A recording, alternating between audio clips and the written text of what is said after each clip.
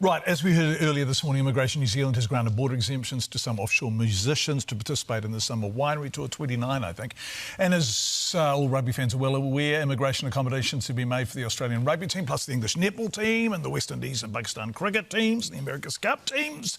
But for experienced seasonal fruit pickers, even from completely COVID-19 free Samoa, they haven't had a single case, our borders remain shut. Joining us to unpack why this is such a big problem, even putting at risk hundreds of tonnes of fresh fruit and jobs for Kiwis, is Francine Perry, founder of South Auckland-based strawberry growers Perry's Berries. Morning, Francine. You've never been on live telly before, have you? You're going to be great. So it's just you and me. I've asked Wendy not to heckle because she's quite rude like that. So we're going to be good. Right. Have you got strawberries ready to go? Yeah, no, we've been picking for about 3 weeks. OK, and who's picking? We've got a small team at the moment, but that will increase very quickly, and it's a team of Samoan people and Kiwis. And the Samoan people are already in the country, obviously. Correct, OK. yes. How many people would normally come in? How many fruit pickers come in? You mean across the whole industry? Yeah, yeah. About 14,000. 14,000? Yes, yeah.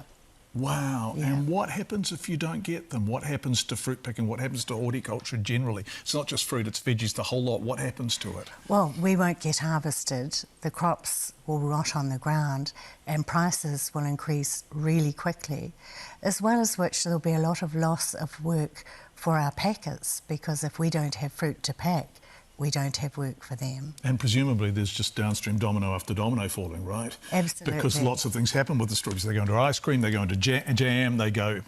So no one will be able to access that fruit. No, well, that will just mean more imports from other countries who will benefit from our situation. And, you know, last time we withdrew off the market domestically, the prices doubled overnight. So, you know, if you have fruit rotting, then there's a problem for prices domestically. Do you run a very real risk of having rotten fruit? So losing what sort of percentage of your crop? Have you made any kind of estimate? Well, last time when there was a problem getting access to overseas workers, we lost 250 tonnes, which just were left rotting on the ground. 250 tonnes of strawberries? Yes. That's a heap of strawberries. That's a lot of strawberries. But we're not alone. You know, going forward, the cherry growers and the nectarine growers, they also are really spring crops and they will have the same problems. OK, so have you been talking to Immigration New Zealand and the government, and what kind of response have you had? Who have you been talking to?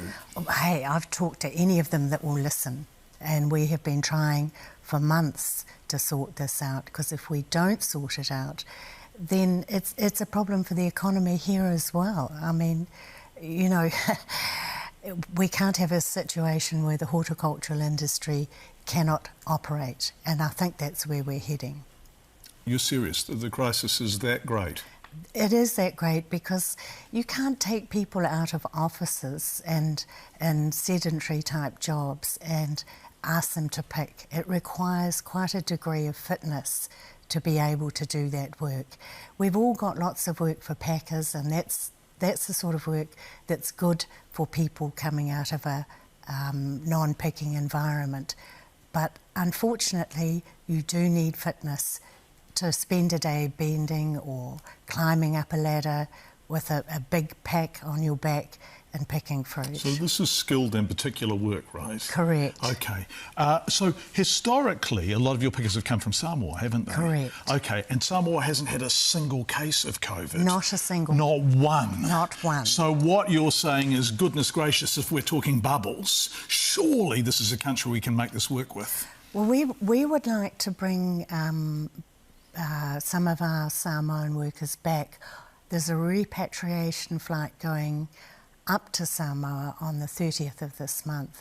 If we could bring our team back on that and bring them into our quarantine facility, test it again before they come, and we're quite happy to follow any procedure that government will require us to meet. So you have dorms, you can provide a facility where they would stay together, they wouldn't go into town, although the risk is low because there are no cases in Samoa, but we've got to play by the rules. So you're saying you can make this work? We can make that work. We've got a facility set in an exclusive area of 10 acres and it's easily able to be patrolled. We would follow every single rule that was put in front of us, but nobody wants to give us the rules and nobody wants to talk to us.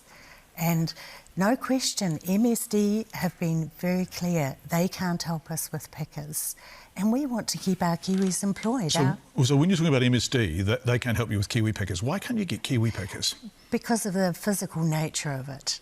Yes, we can get pickers and we value our Kiwi pickers, but we can't get enough. And I understand why. It's not for everybody. What do you pay? Paul Hobbs did a story on 6 o'clock, which you were in, where he sort of signalled this in September. Yeah. And there was a little bit of a backlash saying it's tough work and it's poorly paid. So what do you pay? OK, well, nobody earns less than minimum wage. And on the other side of the coin, anybody who produces a reasonable result will get paid bonus. And that bonus can be up to about $36 an hour. Right. So the minimum is the minimum wage is the bare minimum, and if you are a good, productive and effective picker, you can possibly even double the minimum. Correct. You can make a good wage. But it's tough work, isn't it? Absolutely. And the thing about strawberries, bless them, is they're on the ground. Oh, yes. Yeah. It's a long way down. Right. So the people who come in from Samoa and elsewhere in the Pacific are highly skilled and really efficient and productive. Well, that's the way they live their lives, the people we bring. They are actually growing crops there.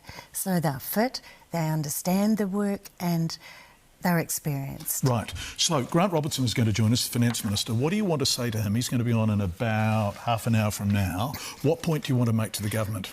Well, the horticultural industry are critical for the New Zealand economy and we want to provide jobs for as many Kiwis as we can. If we can't get harvested, then we can't provide jobs. That's the first thing. And the other thing is if he doubts what I'm saying, that there is not an availability of pickers, then please, as I've invited many times before the ministers, come and visit us and we can show you the evidence of the problem. We are very close by. We're 5 minutes from the airport, our pack house. We would like him to come and visit so we can show him the problem. Right, so just to go back to that staggering figure you gave us earlier, what sort of tonnage do you think is at risk at the moment? Well, at least that, if not more, because... And what was that? 250 tonnes. But I'm not alone. The vegetable growers in South Auckland have exactly the same problem, and far north. The cherry growers in central Otago, the nectarine growers, they relied on the past on backpackers. There are no backpackers to speak of. So we all need help, not just us. We will raise it with the Finance Minister in about 30 minutes. Francine Perry from Perry's Berries, thank you so much for joining us this morning. We really appreciate it. 250 tonnes of strawberries. I love strawberries. If you are a grower in those regions that Francine was talking about, we'd love to hear from you. breakfast@tvnz.co.nz. How acute is the labour shortage where you are? Doesn't matter whether you're in central Hawke's Bay, obviously a lot of fruit and veggies grown there. We'd love to hear from you. Please email us.